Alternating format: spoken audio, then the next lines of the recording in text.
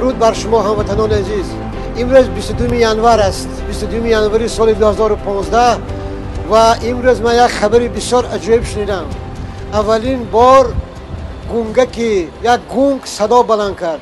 اولین بار یک وزیری که اصلا از مردم میگریخت، از ژورنالیستان میگریخت، اصلا یک کلمه به زبانش نمیآورد، به زبان آورد.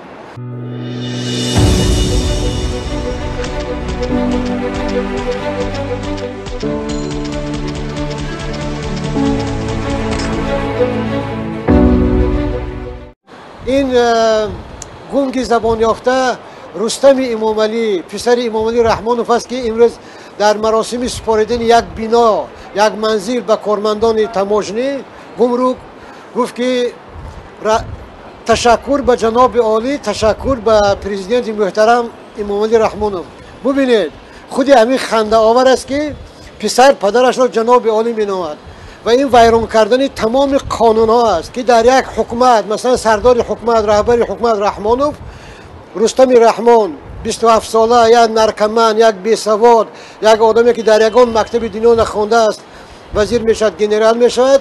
دخترش آزاده رحمانوف جانشین وزیر کارهای خارجی میشود. دومادش جانشین وزیر فینانس میشود. پسر خودش جانشین کمی سروزیر، دوماد دیگرش کنسول.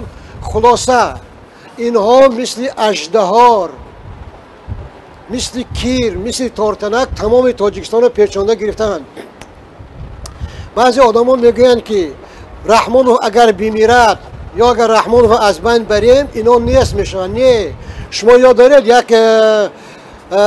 یک افسانه عجیبی بود، اوبی درکانه، کشتن اژدهار.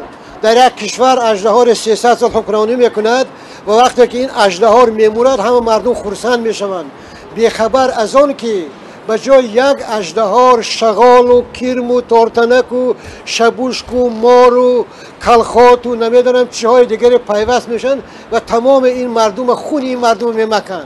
مردن رحمانوف، رفتن رحمانوف این معنی آن دارد که بین این رستم و سنگک و چوبک و خسک و خاشاک ها میبینند و بدتر از این میشود.